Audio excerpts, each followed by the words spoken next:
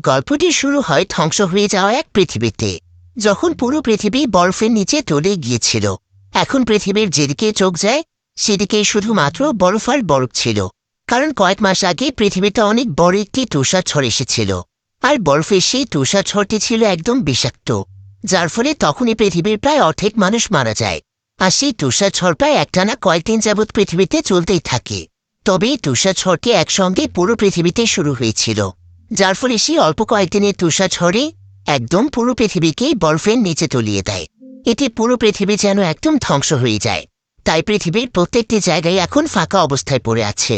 তো এবার আমরা এই ধ্বংস হয়ে যাওয়া পৃথিবীতে একজন ব্যক্তিকে দেখতে পাই, যেখানে একটি সেফটি স্যুট পরে খাবার পানির সন্ধানে বেরিয়েছে। আর তার আশেপাশে একজন মানুষও ছিল না। এখন এখান থেকে ঘটনা চলে যায় আজ থেকে প্রায় কয়েক মাস আগে, যেখানে আমরা একটি বোটের মধ্যে কয়েকজন মেয়েকে দেখতে পাই। তারা আসলে পার্টি করার জন্য শহর থেকে অনেক দূরের একটি সমুদ্রে এসেছে। তো তারা সবাই মিলে এখানে অনেক মজা করছিল। কিন্তু ঠিক তখনই দেখা যায় যে সেখানকার সমুদ্রের কিনারায় যে জায়গাগুলো ছিল, আস্তে আস্তে সেখানকার প্রত্যেকটি জায়গার ইলেকট্রিসিটি চলে যায়। আর কিছুক্ষণের মধ্যেই দেখা যায় যে পুরো আকাশ জুড়ে খুব সুন্দর একটি আলো ছেয়ে যায়। আর আকাশে এই ধরনের আলো মূলত ঠান্ডা এলাকাতে দেখা যায়, অর্থাৎ যেসব জায়গা সারা বছর বরফে ঢাকা থাকে। তাই তারা সবাই বুঝতে পারে যে এটা কোনো স্বাভাবিক ঘটনা নয়। এজন্য তাদের ভেতর থেকে একজন বোট ঘোরানোর জন্য বোটের ভেতরে আসে। আর সে বোটের ইঞ্জিন চালু করার চেষ্টা করতে থাকে, কিন্তু অদ্ভুতভাবে এখন বোটের কোনো ইলেকট্রনিক ডিভাইস কাজ করছিল না। মেয়েটি এতে বেশ অবাক হয়ে যায়। কিন্তু এমন সময় দেখা যায় যে হঠাৎ করে মেয়েটির সাথে থাকা দুজন বান্ধবী নিচে পড়ে যায়। মেয়েটি এতে বেশ ভয় পেয়ে যায়।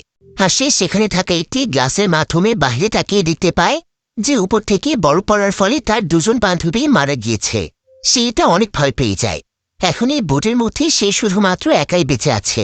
এবার এই ঘটনার কয়েকদিন পর আমরা স্পেনের একটি দৃশ্য দেখতে পাই, যেখানে স্পেনের মানুষেরা আন্দোলন করছিল, কারণ সেদিন রাতে পুরো শহরের ইলেকট্রিসিটি চলে যাওয়ার পর থেকে এখনও দেশের ইলেকট্রিসিটি স্টেবল ছিল না। তারা তাদের প্রয়োজনের তুলনায় অনেক কম ইলেকট্রিসিটি পাচ্ছে। আর তাদের এই আন্দোলনের ফলে রাস্তাতে অনেক জ্যাম লেগেছিল। তো এখানে একটি গাড়িতে আমরা জন নামক একজন ব্যক্তিকে দেখতে পাই। জন তার ওয়াইফ এবং তার মেয়েকে তাদের বাড়িতে ড্রপ করে দেওয়ার পর সে আজকে তার পুরনো কিছু বন্ধুদের সঙ্গে একটি পার্টি করতে যাচ্ছিল। তবে রাস্তাতে অনেক জ্যামের কারণে তার সেখানে পৌঁছতে লেট হয়ে যায়। এরপর সে কোনো মতে তার আলফ্রেডো নামক একজন বন্ধুর বাড়িতে আসে, যেখানে তার বাকি বন্ধুরা অলরেডি চলে এসেছিল। আর তারা সবাই মিলে এখানে টিভিতে একটি নিউজ দেখছিল। নিউজটিতে দেখানো হচ্ছিল যে অনেক বড় একটি ফ্যাক্টরিতে আগুন লেগে গিয়েছে এবং সেখানকার বিষাক্ত গ্যাস লিক হয়ে গিয়েছে। যদি কোনোভাবে সেই গ্যাস বাহিরে ছড়িয়ে পড়ে তাহলে সকল মানুষ অনেক বড় বিপদে পড়ে যাবে। তবে জন এখানে তাদেরকে বলে, তোরা এসব কি নিউজ দেখছিস? এভাবে সময় নষ্ট না করে আমাদেরকে আমাদের কাজে মনোযোগ দেওয়া উচিত। এরপর তারা সবাই মিলে সেখান থেকে গেম খেলতে চলে যায়। আর কিছুক্ষণ পর একজন ডেলিভারি ম্যান এসে তাদেরকে একটি ড্রিঙ্কস দিয়ে যায়। এই ডেলিভারি ম্যানের নাম ছিল ভিসেন্তে। তো তারা সবাই ড্রিঙ্ক করতে করতে অনেক মজা করে গেম খেলছিল। কিন্তু ঠিক তখনই সেখানকার ইলেকট্রিসিটি চলে যায়। এই ইলেকট্রিসিটির সমস্যা আসলে শুধুমাত্র তাদের শহরেই ছিল না, বরং এখন পুরো পৃথিবীর পরিস্থিতি এমন ছিল। তবে ঠিক তখনই সেখানে অ্যানা নামক একজন মহিলা চিৎকার করে ওঠে, যে কিনা ছিল আলফ্রেডোর ওয়াইফ। কারণ সে বাইরে তাকিয়ে দেখতে পায় যে সেই ভিনসেন্তো নামক ডেলিভারি ম্যান সেখানে মরে পড়ে আছে। অ্যানার চিৎকার শুনে জন এবং তার বাকি বন্ধুরা সেখানে চলে আসে। আর তারা দেখতে পায় যে সত্যি সত্যি ভিসেন্তে মারা গিয়েছে। আর ভিসেন্তের শরীরের উপর আকাশ থেকে বরফ পড়ছে। আর এভাবে বরফ পড়তে দেখে তারা সবাই তো অনেকটাই ভয় পেয়ে যায়, কারণ তাদের শহরে কোনোদিনও এর আগে বরফ পড়েনি। এমনকি তাদের এই অঞ্চলে বরফ পড়ার কথাও না। তাছাড়া এখন তাদের দেশে গ্রীষ্মকাল চলছিল।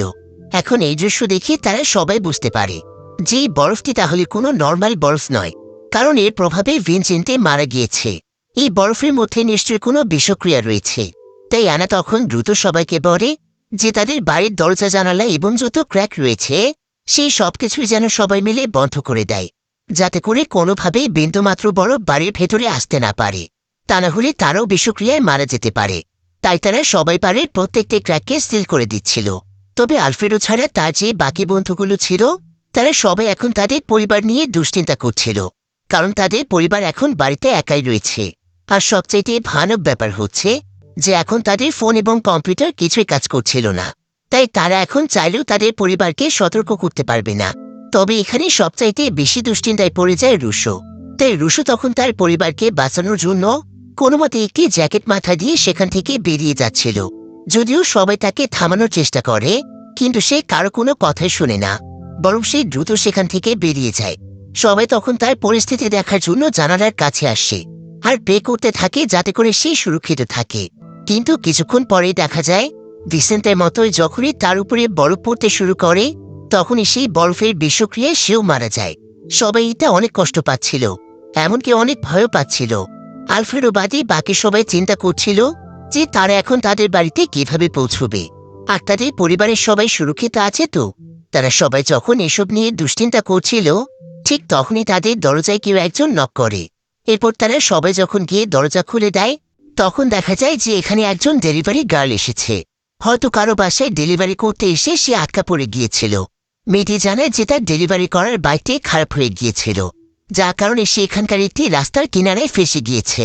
আর সৌভাগ্যবশত তার কাছে একটি ওয়াটার শিল্ড ছিল, যার কারণে যখনই বরফ পড়তে শুরু করেছে, তখন সে শুধুমাত্র ঠান্ডা থেকে বাঁচার জন্য শিলটি তার গায়ে দিয়েছিল। কিন্তু পরক্ষণে সে তার চোখের সামনে কয়েকজনকে মারা যেতে দেখে সে বুঝতে পারে যে বরফের মধ্যে বিষাক্ত কোনো কিছু রয়েছে। তবে এই ওয়াটার শিল্ডের কারণে সে বেঁচে গিয়েছে। আর আলফ্রেডোদের বাড়ির পেছনে একটি পুরনো গ্যারেজ রয়েছে। এই মেয়েটি সেই গ্যারেজের মাধ্যমে এসেছে। মেয়েটিকে দেখে জনের মাথায়ও আইডিয়া আসে। সে চিন্তা করে যে সে এই মেয়েটির মতোই তার বাড়িতে যাবে, কারণ তার ওয়াইফ এবং মেয়ের জীবন এখন অনেক ঝুঁকিতে রয়েছে। আর মেয়েটিকে দেখে তারা তো এখানে বুঝতে পেরেছে যে শরীর থেকে রাখতে পারলে তারা সুরক্ষিত থাকবে। তাই জন তখন আলফ্রেডোর গ্যারেজের একটি গাড়ি স্টার্ট করতে যায়। তবে গ্যারেজে থাকা প্রত্যেকটি গাড়ি খারাপ ছিল, তাই তাকে এখন পায়ে হেঁটে যেতে হবে। কারণ গতকাল রাতে সে যে গাড়িটি নিয়ে এসেছিল, সেই গাড়িটি সে এখান থেকে দূরের একটি গ্যারেজে রেখে এসেছিল, যেখানে যাওয়া এখন তার পক্ষে সম্ভব নয়। আলফ্রেডো তখন জনকে ভেতরে নিয়ে যায়, আর তারা সবাই মিলে জনকে পুরনো কিছু জিনিসপত্র দিয়ে একটি সেফটি স্যুট তৈরি করে দেয়। এমনকি তাকে একটি গ্যাস মাস্কও পরিয়ে দেয়, যাতে করে নিঃশ্বাসের মাধ্যমে তার ভেতরে বিষাক্ত গ্যাস ঢুকতে না পারে। এরপর যখন বাহিরে একটু ভোরের আলো ফুটে, তখন জন তাদের সবার কাছ থেকে বিদায় নেয়। আর সবাই ভেতর থেকে বাহিরে দেখতে থাকে যে জনের পরিণতিও আবার ভিনসেন্টের মতো হবে না তো। সবাই এই বিষয়টি নিয়ে অনেক দুশ্চিন্তায় ছিল। অন্যদিকে জন অনেক সাহস করে বাহিরে পা রাখে, আর তার উপর অল্প অল্প করে স্নো পড়তে শুরু করে। তবে সৌভাগ্যবশত দেখা যায় যে জনের এই সেফটি স্যুটটি তার কাজে লাগে। হঠাৎ এই স্যুটটির জন্য সে বিষাক্ত স্নোফলের হাত থেকে বেঁচে যায়। সবাই এটি যেন নিজের মাঝে প্রাণ ফিরে পায়। এরপর জন সবাইকে বাহির থেকে ইশারা দিয়ে বলে যে সে খুব শীঘ্রই তার ওয়াইফ এবং মেয়েকে নিয়ে ফিরে আসবে। এরপর তারা সবাই মিলে একসঙ্গে কোনো সুরক্ষিত জায়গাতে যাবে। এই বলেই জন সেখানে যেতে শুরু করে, যেখানে তার ওয়াইফ এবং মেয়ে রয়েছে। তবে আশেপাশের পরিস্থিতি দেখে সে একদম অবাক হয়ে যায়, কারণ এক রাতের মধ্যেই সবকিছু যেন একদম ধ্বংস হয়ে গিয়েছে। রাস্তাঘাটে সবকিছু পরিত্যক্ত অবস্থায় পড়ে আছে, এবং চারিপাশে পশু পাখি এবং অনেক মানুষের লাশও পড়ে আছে। হয়তো তারা সময় মতো স্নোর হাত থেকে বাঁচতে পারেনি। এমন সময় জন পেছনে তাকিয়ে দেখতে পায় যে একটি টাওয়ারের মধ্যে একজন মানুষের লাশ ঝুলছে। এই ব্যক্তি মূলত ছিল একজন ইলেকট্রিশিয়ান। টাওয়ারটিতে ইলেকট্রিক কাজ করতে এসে সে এখানেই মারা গিয়েছে। বিষয়টি দেখে জনের অনেক খারাপ লাগে। অন্যদিকে আমরা আলফ্রেডোর ওয়াইফ অ্যানাকে দেখতে পাই। অ্যানা ক্লান্ত হয়ে ঘুমিয়ে পড়েছিল, আর যখন তার ঘুম ভাঙে তখন সে দেখতে পায় যে অনেক বেলা হয়ে গিয়েছে, কিন্তু এখনো বাহিরে বরফ পড়ছে। তবে অন্যদিকে আলফ্রেডো সারা রাত দুশ্চিন্তায় ঘুমোয়নি। তাই অ্যানা তখন আলফ্রেডোর জন্য কিচেনে একটু চা বানাতে যায়। তবে সবাই অ্যানাকে এমনটা করতে নিষেধ করছিল, কারণ হতে পারে যে পানির মধ্যেও বিষাক্ত গ্যাস ছড়িয়ে পড়েছে। তাই সব কাজ এখন তাদেরকে অনেক সাবধানে করতে হবে। ভুল করেও বাহিরের খাবার বা পানি যাচাই না করে মুখে দেয়া যাবে না। তো তারা তো চাইলেও এখন ট্যাবের পানি খেতে পারবে না। এদিকে তাদের কাছে মাত্র কয়েক বোতল পানি মজুদ ছিল, তাই সবাই এতে অনেক দুশ্চিন্তায় পড়ে যায়। এরপর অ্যানা তাদের সবাইকে বলে যে তাদের বাড়ির আশেপাশে একটি স্টোর রয়েছে, সেখান থেকে তাদেরকে খাবার পানি এনে স্টোর করে রাখতে হবে। তবে আপাতত এখন তাদের কাছে যেটুকু খাবার পানি রয়েছে সেগুলো এখন তাদেরকে সুরক্ষিত রাখতে হবে, কারণ বাহিরে এখন নিশ্চয়ই তাদের মতো অনেক মানুষেরা আছে, আর সবাই তো ভালো মানুষ হয় না। তাই তারা হয়তো তাদের উপরে হামলা করে তাদের খাবার পানি নিয়ে যেতে পারে। এবার এমন সময় সেখানকার স্টোর রুম থেকে আলফ্রেডো আসে। আলফ্রেডো সবাইকে বলে যে তার কাছে আরও একটি গ্যাস মাস্ক রয়েছে। সে এখন একাই একটি সেফটি স্যুট বানিয়ে এখানকার পুলিশ স্টেশনে যাবে, কারণ সেখানে এই ধরনের অনেক মাস্ক এবং পোশাক পাওয়া যাবে। এরপর সে সবার জন্য একটি করে সেফটি মাস্ক এবং পোশাক নিয়ে আসবে, এবং তারপরে তারা সবাই মিলে একসঙ্গে স্টোর থেকে খাবার আনতে যাবে। অন্যদিকে জন পায়ে হাঁটতে হাঁটতে অনেকটা রাস্তা পার করে ফেলেছিল। তবে যখন সে একটি রেল লাইনের কাছে আসে তখন সে সেখানে একটি ট্রেন দেখতে পায়। আর সেই ট্রেনের মধ্যে অনেক মানুষ বন্দী অবস্থায় ছিল। হয়তো তারা ট্রেনে থাকাকালীন সময়ে স্নোফল পড়তে শুরু করেছিল। তারা নিজেদেরকে ট্রেনের বগির মধ্যেই লক করে রেখেছে এবং তারা চাইলেও এখন বাইরে বের হয়ে আসতে পারছে না, কারণ বাইরে আসলে তারা মারা যাবে, আর ভেতরে থাকলেও তারা না খেতে পেয়ে মারা যাবে। তাই তারা এখানে জনের কাছে সাহায্য চাচ্ছিল। জন তখন ট্রেনের ভেতরে চলে যায় আর তাদের সবাইকে একটি পানির বোতল দিয়ে বলে যে তার কাছে এখন তাদেরকে সাহায্য করার মতো আর কিছুই নেই। সে চেষ্টা করবে তাদের জন্য কোনো সাহায্য নিয়ে আসার, ততক্ষণ পর্যন্ত তারা যেন ভুল করেও কেউ বাইরে না যায়। এরপর জন হাঁটতে হাঁটতে অবশেষে তাদের বিল্ডিংয়ে এসে পৌঁছয়। আর সেই বিল্ডিংয়ের মধ্যেও অনেক মানুষকে মৃত অবস্থায় দেখতে পায়। তবে সৌভাগ্যবশত অনেকেই বুঝতে পেরেছিল যে বরফের কারণে মানুষ মারা যাচ্ছে, তাই তারা সময় মতো নিজেদেরকে সুরক্ষিত করে রাখতে পেরেছিল। এবার জন তাড়াতাড়ি করে 10 নম্বর ফ্লোরে আসে আর সে দ্রুত তাদের অ্যাপার্টমেন্টে চলে যায়, যেখানে তার ওয়াইফ ইলানা ছিল। ইলানা জনকে জীবিত দেখতে পেয়ে অনেক খুশি হয়ে যায়, কিন্তু জন এখানে জানতে পারে যে তার মেয়ে ক্লারা বাড়িতে নেই, কারণ গতকাল রাতে সে তার বান্ধবীদের সঙ্গে একটি পার্টি করতে গিয়েছিল আর তখন থেকে সে ফিরে আসেনি। অর্থাৎ বোটের মধ্যে আমরা যাদেরকে পার্টি করতে দেখেছিলাম সেখানে তার মেয়ে ক্লারা ছিল। আর এখন তো কারো সঙ্গে কন্ট্যাক্ট করার মতো কোনো ব্যবস্থা ছিল না। সেই সাথে সে ক্লারার বান্ধবীদের বাড়ির অ্যাড্রেসও জানত না যে সেখানে গিয়ে সে তার মেয়েকে খুঁজবে। তাই ইলানা তার মেয়ের জন্য প্রচণ্ড কাঁদছিল, কিন্তু জন তখন তাকে সান্ত্বনা দেয় এবং বলে যে সে যেভাবেই হোক ক্লারার স্কুলে যাবে আর সেখান থেকেই তার বান্ধবীদের বাড়ির অ্যাড্রেস বের করবে। সে যেভাবেই হোক ক্লারাকে খুঁজে বের করবে। অন্যদিকে বিল্ডিংয়ের একজন ব্যক্তি জনের দিকে লক্ষ্য করেছিল যে জন একটি সেফটি স্যুট এবং মাস্ক পরে বাহির থেকে এসেছে, এটি সে সুরক্ষিত ছিল। তাই সে তখন চার্লি নামক একজন ব্যক্তিকে এই বিষয়টি গিয়ে জানায়, কারণ তার এই চার্লিকে এখন তাদের লিডার বানিয়েছিল। তো এদিকে জন যখন তার মেয়েকে খোঁজার জন্য তার অ্যাপার্টমেন্ট থেকে বের হয় তখন চার্লি তার সমস্ত সঙ্গীদেরকে নিয়ে এখানে চলে আসে। আর সে জনকে তার মাস্ক এবং স্যুটটি দিয়ে দিতে বলে, কারণ এই স্যুট পরে তারা বাহিরে গিয়ে খাবার পানি নিয়ে আসবে এবং এই বিল্ডিংটিকে সুরক্ষিত রাখবে। যদিও জন তাদেরকে বলে যে প্রথমে সে তার মেয়েকে ফিরিয়ে আনতে চায়, কারণ তার মেয়ে মারা যেতে পারে। তবে তার কেউ জনের কথায় রাজি হচ্ছিল না। তাই জন বুঝতে পারে যে এভাবে করে সে তার মেয়েকে বাঁচাতে পারবে না। ভিডিওর এই পর্যায়ে আপনাদেরকে সবচেয়ে বিশ্বস্ত একটি বুকমেকার অ্যাপের সঙ্গে পরিচয় করিয়ে দিতে চাই, যার অফিসিয়াল পার্টনার হচ্ছে সিরিয়া এবং পিএসজি। এই অ্যাপে আপনি সমস্ত লাইভ ম্যাচের ফলাফল এবং লাইভ ম্যাচ দেখতে পারবেন। এমনকি আপনি স্কোরও অনুমান করতে পারেন, যেমন কোন টিম জিতবে, কোন টিম কত রান করবে এবং কে সর্বোচ্চ স্কোর করবে। সেই সাথে এখানে BMW গাড়ি, আইফোন, ল্যাপটপ এবং আরও অনেক নগদ পুরস্কার জেতার সুযোগ রয়েছে। এখানে রয়েছে ক্র্যাশ গেম, যেটা সকলে অনেক বেশি পছন্দের। গেমটিতে ট্রেনের উচ্চতা যত বেশি হবে আপনি তত বেশি টাকা জিততে পারবেন।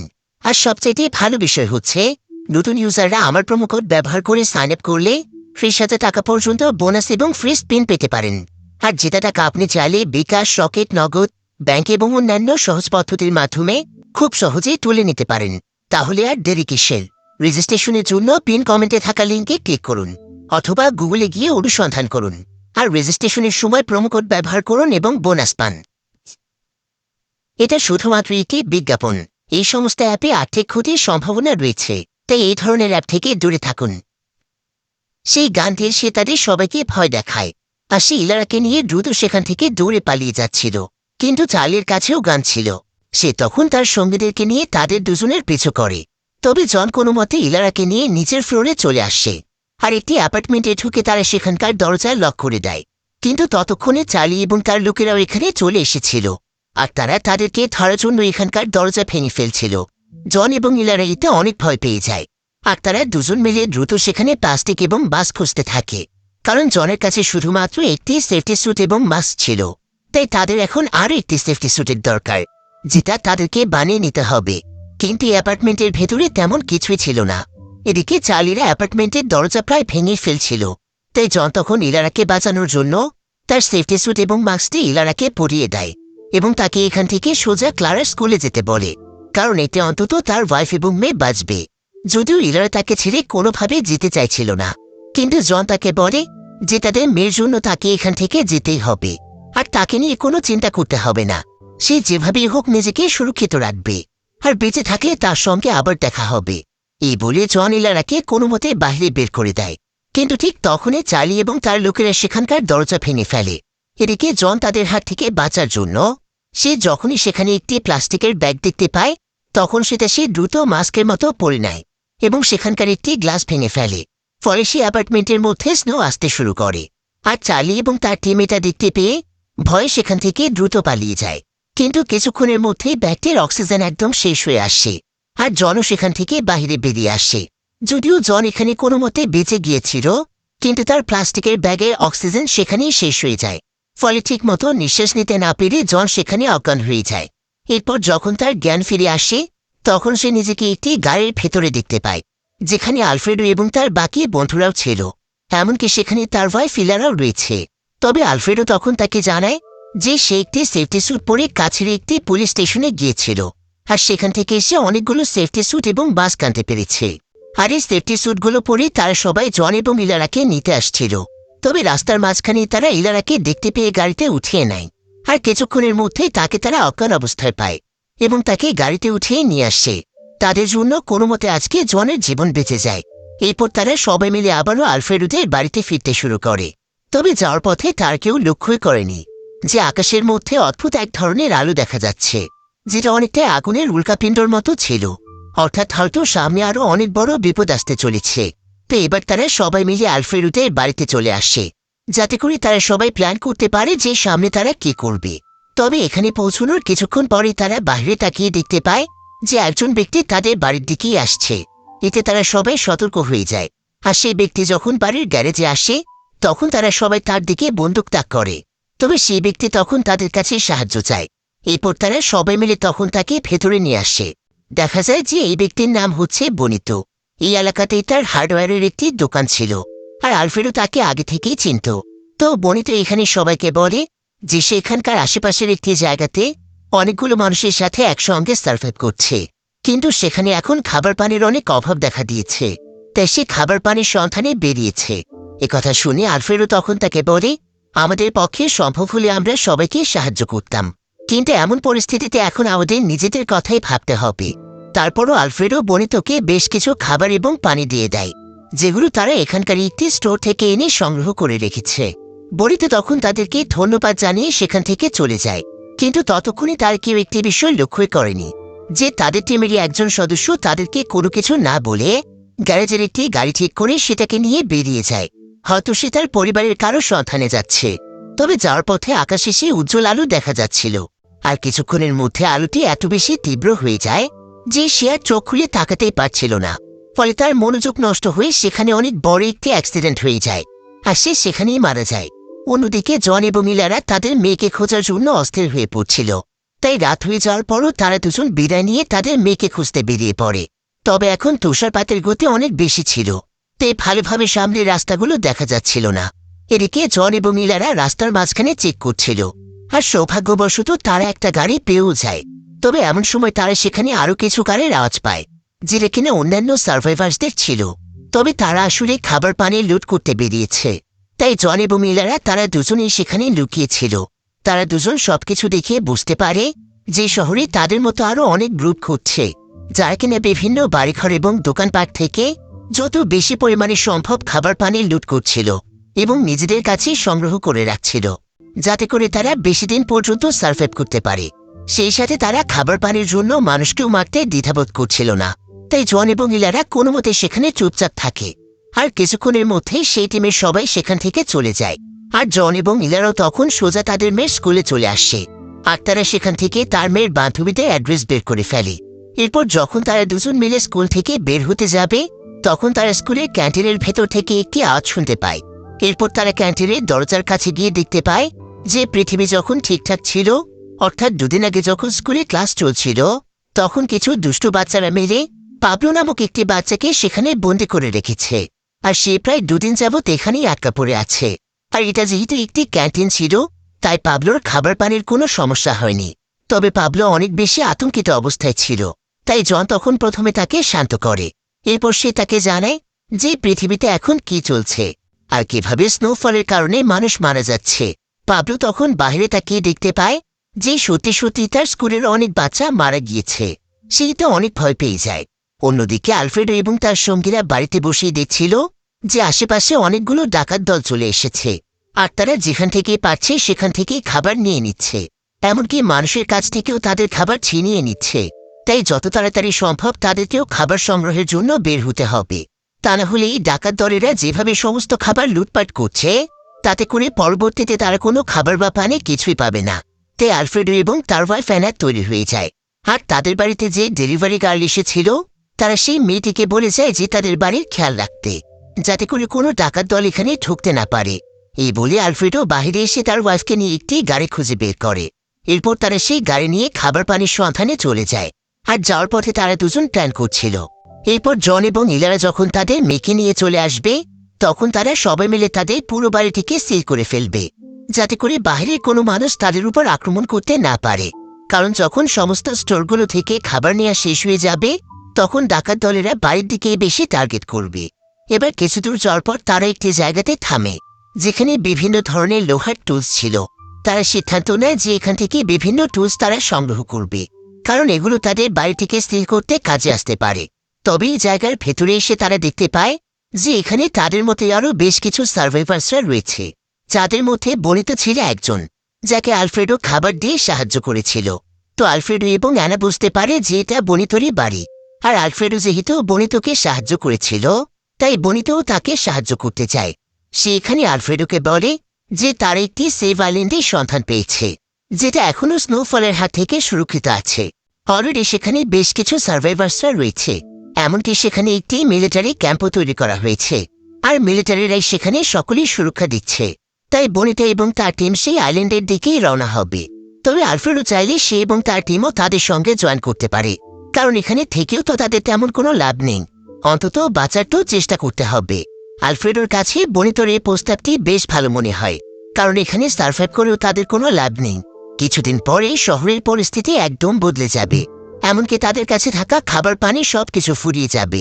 তাই বনিতদের সঙ্গে যাওয়াটাই তাদের জন্য বুদ্ধিমানের কাজ হবে। অন্যদিকে আমরা জন এবং ইলারাকে দেখতে পাই।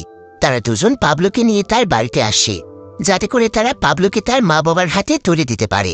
কিন্তু এখানে আসার পর তারা জানতে পারে যে পাবলোর মা বাবা দুজনেই মারা গিয়েছে। আর এটা জানতে পেরে পাবলো সেখানে অসুস্থ হয়ে পড়ে।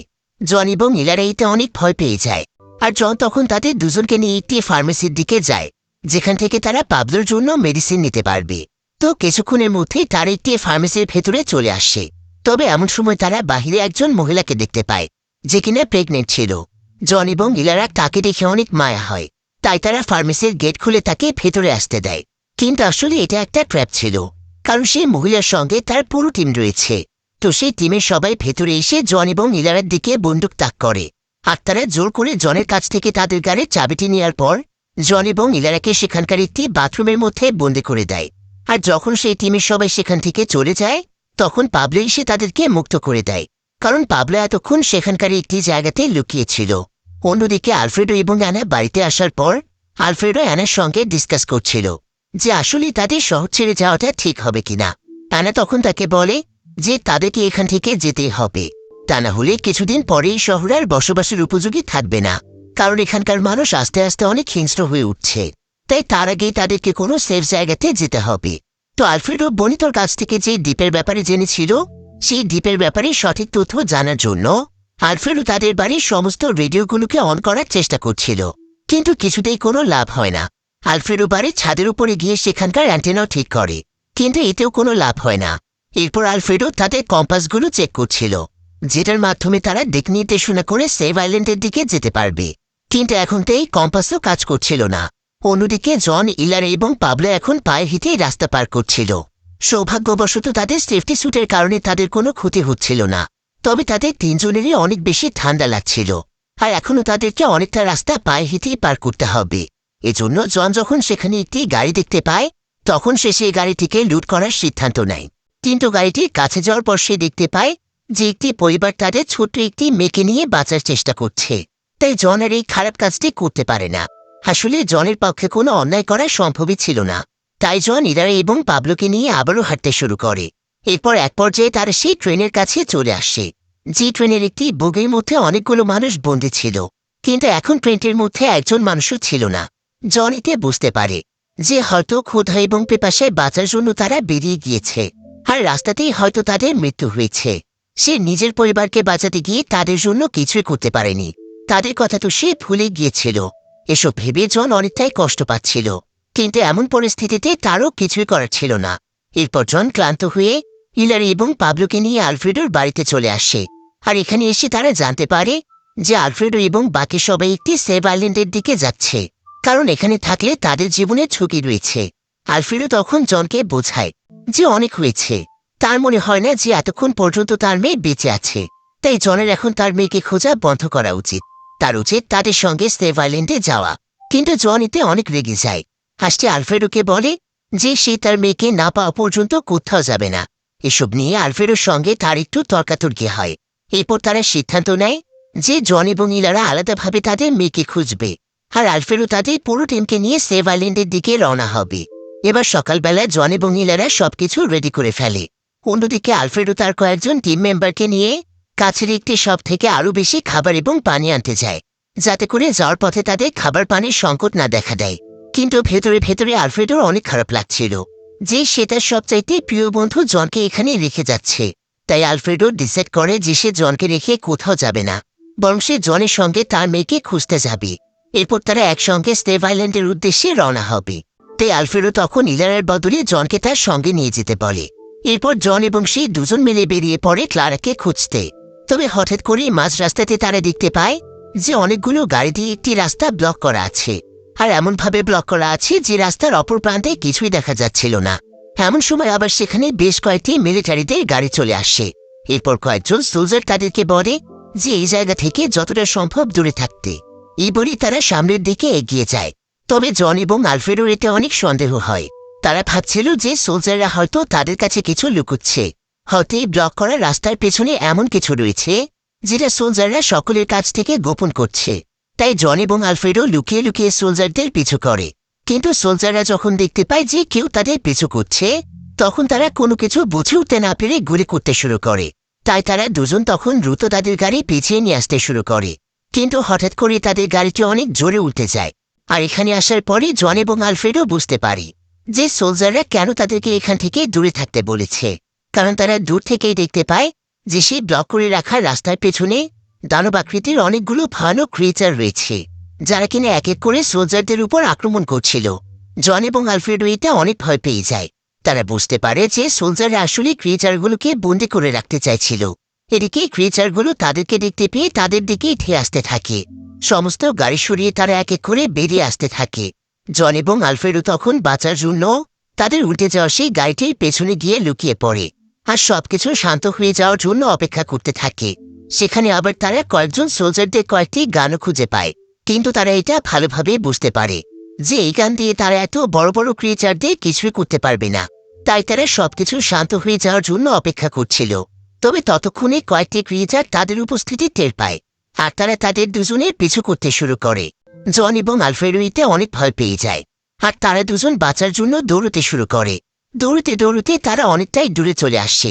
তখন একজন বিল্ডিং থেকে একজন ব্যক্তি তাদেরকে বিল্ডিং এর ভেতর আসতে বলছিল, আর সে তাদেরকে বাঁচানোর জন্য বিল্ডিং এর উপর থেকে ক্রিয়েচারগুলোর উপর আগুন ছুড়ে মারছিল। আর এই সুযোগে আলফ্রেডো এবং জন সুরক্ষিতভাবে বিল্ডিংটিতে আসতে পারে। এরপর তারা দেখতে পায় যে বিল্ডিংটি মূলত আসলে একটি চার্চ ছিল, যেখানে তাদের মতো আরও বেশ কিছু মানুষ সার্ভাইভ করছে। তো এখানে চার্চের যে নাম ছিল, সেই নাম তাদেরকে বিল্ডিং এর ছাদে নিয়ে যায়, এবং সে তাদেরকে আকাশে এসে আগুনের মতো বস্তুটিকে দেখায় এবং বলে যে এগুলো হচ্ছে এক ধরনের স্পেসশিপ, যেটা কিনা অন্য কোনো গ্রহ থেকে এসে পৃথিবীতে ঘুরে বেড়াচ্ছে। আর এগুলো আকাশে দেখা দেওয়ার পর থেকে আশেপাশে সেই অদ্ভুত ক্রিয়েচারগুলোকে দেখা যাচ্ছে।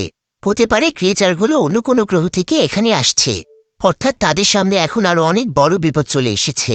এবার দেখতে দেখতেই রাত হয়ে যায়। তাই জন এবং আলফ্রেডো তাদের টিমের কাছে ফিরে যাওয়ার সিদ্ধান্ত নেয়, কারণ তাদেরকেও এই ক্রিয়েচার সম্পর্কে সতর্ক করতে হবে।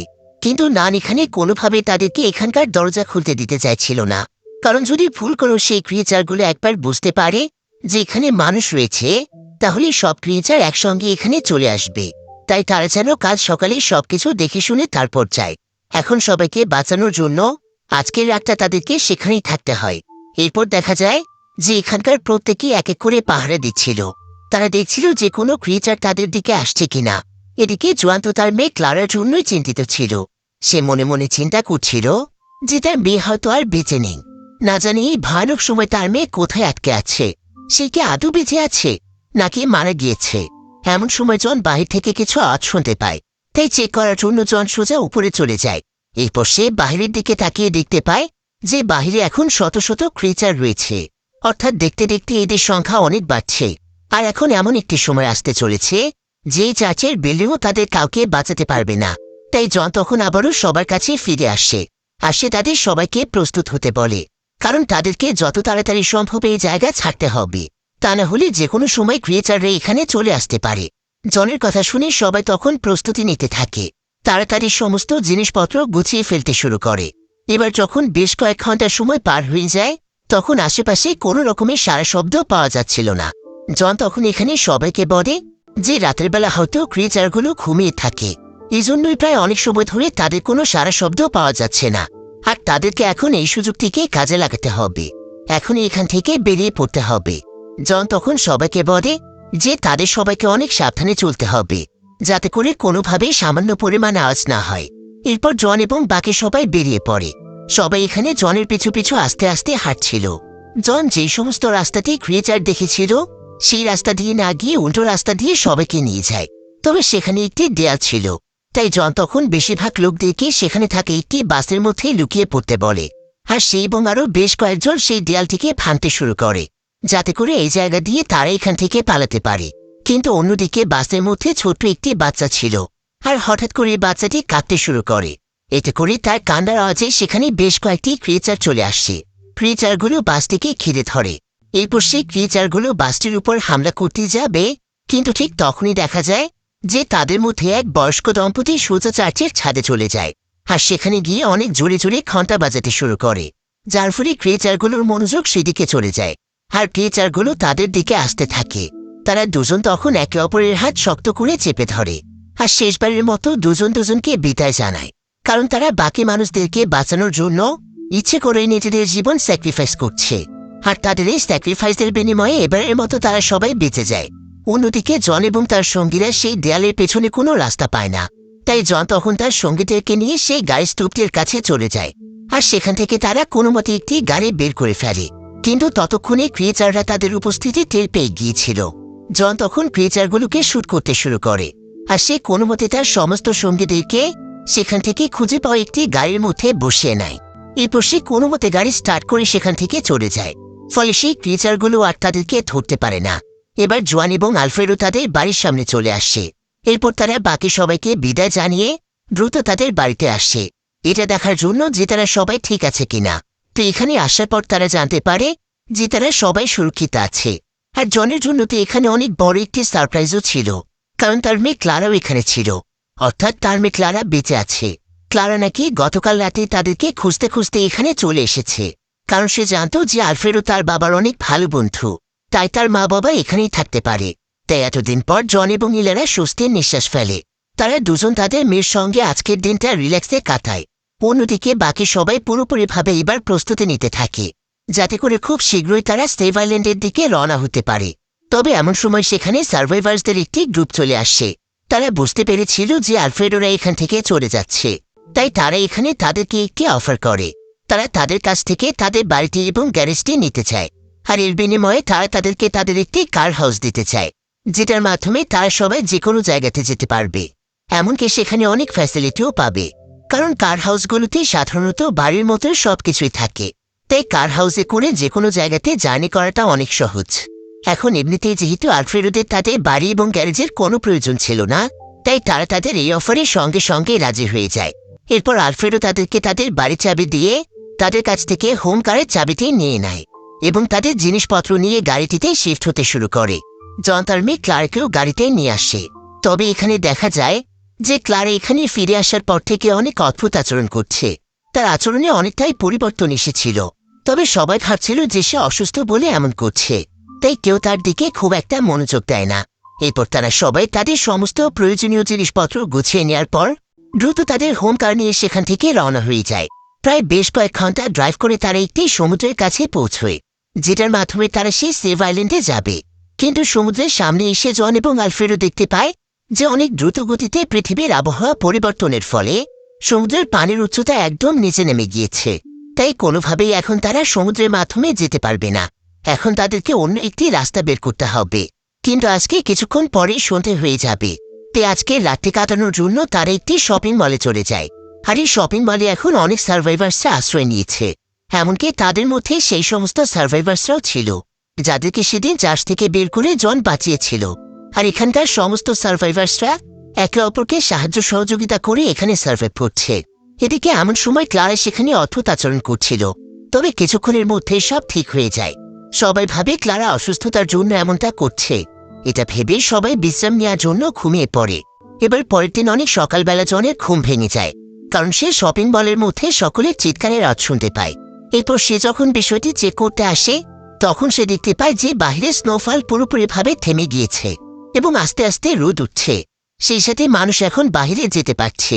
তাদের এখন কিছুই হচ্ছে না, অর্থাৎ স্নোফল থেকে বিষাক্ত গ্যাস চলে গিয়েছে। এটা দেখে সবাই অনেক খুশি হয়ে যায়, কারণ পুরো পৃথিবী আবারও আগের মতো নর্মাল হয়ে যাবে। সবাই ভাবছিল যে এটা কোনো স্বপ্ন নয় তো, কিন্তু ঠিক তখনই সেখানে একটি জ্ঞান চলে আসে, আর তারা অনবরত বাইরে থাকা সবার উপর গুলি করতে থাকে। সবাই তখন নিজেদের জীবন বাঁচানোর জন্য সেখানে দৌড়তে শুরু করে। এদিকে জন এখানে নিজের টিমকে বাঁচানোর জন্য সে তার বন্দুক দিয়ে একাই সেই গ্যাংয়ের সঙ্গে লড়াই করতে থাকে। তবে সৌভাগ্যবশত তাদেরকে বাঁচানোর জন্য সেখানে আর্মি সোলজাররা চলে আসে, আর তারা সেই গ্যাংয়ের উপর অ্যাটাক করে সমস্ত সার্ভাইভার্সদেরকে বাঁচিয়ে নেয়। এবার সোলজাররা সমস্ত সার্ভাইভার্সদেরকে তাদের সঙ্গে করে একটি সুরক্ষিত জায়গার দিকে নিয়ে যাচ্ছিল। তবে যাওয়ার পথে তারা সবাই আশেপাশে তাকিয়ে লক্ষ্য করে যে এখন চারিপাশে রোদ ওঠার কারণে আস্তে আস্তে সমস্ত বরফগুলো গলতে শুরু করেছে এবং সমুদ্র আস্তে আস্তে পানি দিয়ে ভরে যেতে শুরু করেছে। এরপর দেখতে দেখতে প্রায় কয়েক সপ্তাহ সময় পার হয়ে যায়, আর জন এবং তার টিম সহ যত মানুষ ছিল তারা সবাই এখন একটি মিলিটারি ক্যাম্পে থাকে এবং সবাই মিলেমিশে একসঙ্গে খাবার পানির ব্যবস্থা করে। সেই সাথে সোলজার এখানে তাদেরকে মিলিটারি ট্রেনিংও দেয়, যাতে করে তারা সবাই মিলে সেই ক্রিয়েচারগুলোকে মারতে পারে এবং পৃথিবীকে সুরক্ষিত রাখতে পারে। অন্যদিকে এখন রেডিও সহ যত ইলেকট্রনিক ডিভাইস ছিল সবকিছুই আস্তে আস্তে কাজ করতে শুরু করেছিল। আর মিলিটারি ক্যাম্পের রেডিওর মাধ্যমে সবাই জানতে পারে যে পুরো পৃথিবী থেকেই নাকি সেই বিষাক্ত গ্যাস চলে গিয়েছে এবং আস্তে আস্তে মানুষ তাদের স্বাভাবিক জীবনে ফিরে যাচ্ছে। তবে কেউই বুঝতে পারছিল না যে এসবের শুরু কিভাবে হলো, আবার থেমে গেল কিভাবে। তবে এখন পর্যন্ত তারা কেউই তাদের শহরে প্রবেশ করতে পারেনি, কারণ শহরেতে এখনও নিশ্চয়ই সেই ক্রিয়েচারগুলো রয়েছে। এবার একদিন সন্ধেবেলায় তারা একে অপরের সঙ্গে আলোচনা করছিল যে সোলজাররা নাকি তাদের মধ্য থেকে কয়েকজন মানুষকে শহরে পাঠাতে চায়, যাতে করে তারা শহরের সমস্ত পরিস্থিতি দেখতে পারে যে শহরটি এখন থাকার উপযোগী কিনা। এজন্য তাদেরকে একটি ট্রেন ব্যবহার করতে হবে যেটা সোজা তাদের শহরের দিকে যায়।